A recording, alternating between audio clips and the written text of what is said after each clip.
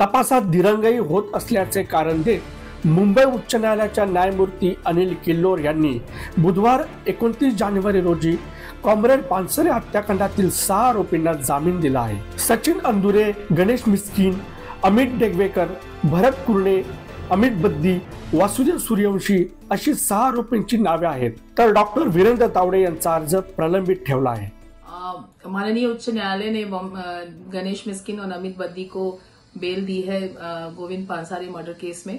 So उसके लिए मैं बहुत उनकी आभारी हूँ। लेकिन जस्टिस जो है, मुझे नहीं लगता कि इस मामले में न्याय हुआ है, क्योंकि जो लोग 7 साल से जेल के अंदर बंद थे और अगर कल को वो निर्दोष सिद्ध हो जाते हैं तो उनके वो 7 साल कौन लौटाएगा।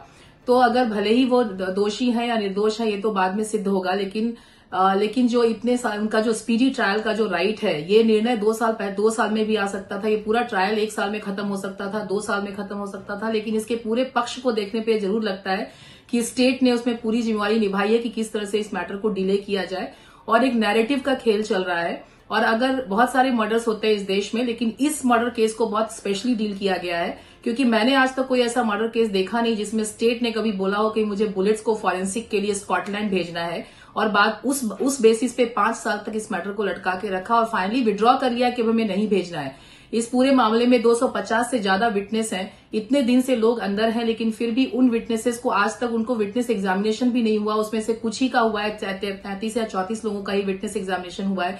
इस हिसाब से अगर मैटर चले तो आज 10 साल में यहां मैटर पहुंचा है 2015 से 2025 में, तो आगे 18 साल और चलता रहेगा। इस बीच में कितने लोगों के माता पिता की डेथ हो गई, लेकिन उनको जो है सो उनके अंतिम संस्कार के लिए भी बाहर निकलने नहीं दिया गया। तो इसको मैं जस्टिस नहीं मानती हूं, और मैं मानती हूं कि यहाँ जस्टिस डिले भी हुआ है और जस्टिस को डिनाई भी किया गया है। और मेरी ये आशा है कि आगे ये स्पीडी ट्रायल चलेगा और निष्पक्ष तरीके से इस मैटर में निर्णय आएगा।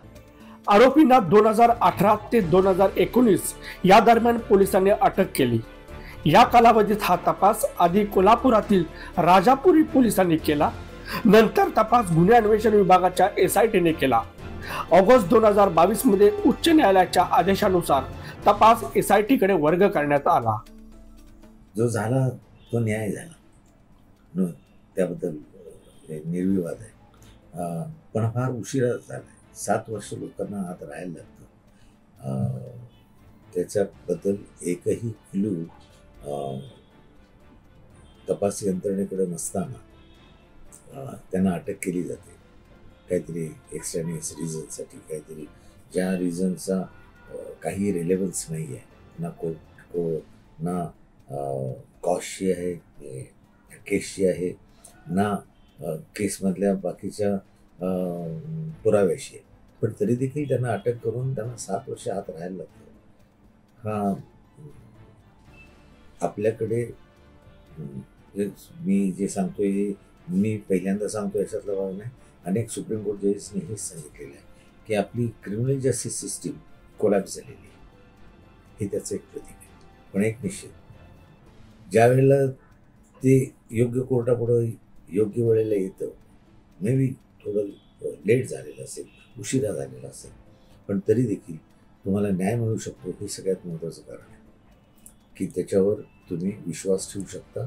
सामान्य लोक अजूनही न्यायसंस्थेवर विश्वास ठेवतात, वकील ठेवतात। याला कारण हेच आहे की आज त्याला उशीर लागत असेल पण न्याय मिळतो। 16 फेब्रुवारी 2015 रोजी कॉम्रेड पानसरे यांच्यावर 2 हल्लेखोरांनी दुचाकीवर येऊन गोळ्या झाडून हत्या केली।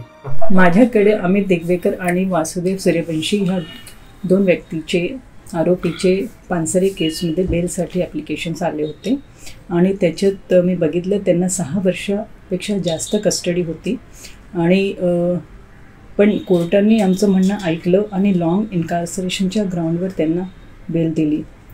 जरी त्यांना न्याय उशिरा मिळाला पण त्यांना न्याय मिळाला, याचा मला खूप आनंद आहे। तब्बल 7 वर्षे तुरुंगात राहिल्यावर आरोपींना तपासात प्रगती होत नसल्याचे सांगत जामीन मिळतो। तपास जाणीवपूर्वक रखडवण्यात आल्याचा आरोपींच्या वकिलांचा आरोप आहे। जर या आरोपात तथ्य असेल तर ही मोठी शोकांतिका आहे।